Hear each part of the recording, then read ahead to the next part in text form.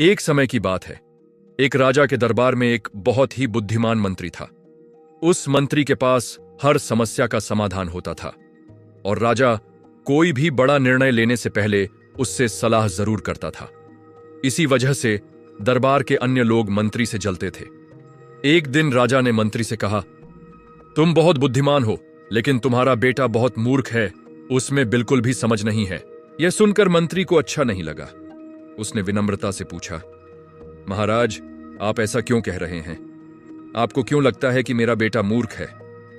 राजा बोले, हर सुबह जब मैं प्रजा से मिलने जाता हूं, तुम्हारा बेटा वहां खड़ा होता है। मैं उससे रोज पूछता हूं, सोना और चांदी में से कौन अधिक मूल्यवान है? और हर बार वह कहता है, चांदी। यह सुनकर दरबार में सब लोग हंसने लगे और मंत्री को बहुत बुरा लगा। कुछ कहे बिना वह सीधे घर गया और अपने बेटे से पूछा, बेटा, सोना और चांदी में से कौन अधिक मूल्यवान है? बेटे ने तुरंत जवाब दिया, पिताजी, सोना अधिक मूल्यवान है। मंत्री ने फिर पूछा, जब तुम्हें पता है कि सोना अधिक कीमती है, तो तुम रोज राजा को गलत उत्तर क्यों देते हो? बेटे ने शांत स्वर में कहा, पिताजी, हर सुबह राजा बाजार में लोगों से मिलने आते हैं।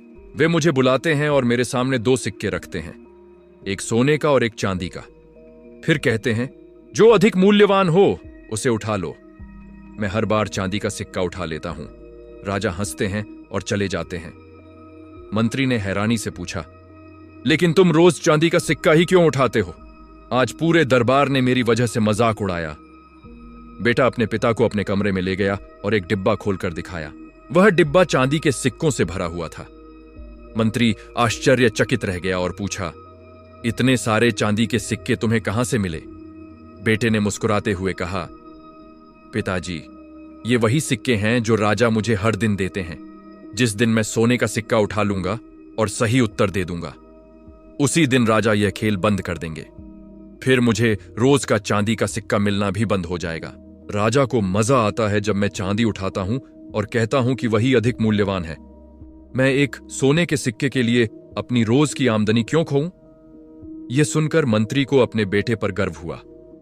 उसने समझ लिया कि जिसे लोग मूर्ख समझ रहे हैं, उसकी समझदारी को केवल एक बुद्धिमान व्यक्ति ही पहचान सकता है। उस दिन के बाद जब भी कोई उसके बेटे को मूर्ख कहता, मंत्री बस मुस्कुरा देता। दोस्तों, आपने देखा होगा कि कुछ लोग थोड़ा सा काम करके बहुत दिखावा करते हैं, जबकि कुछ लोग बड़े काम चुपचाप करते रहते हैं।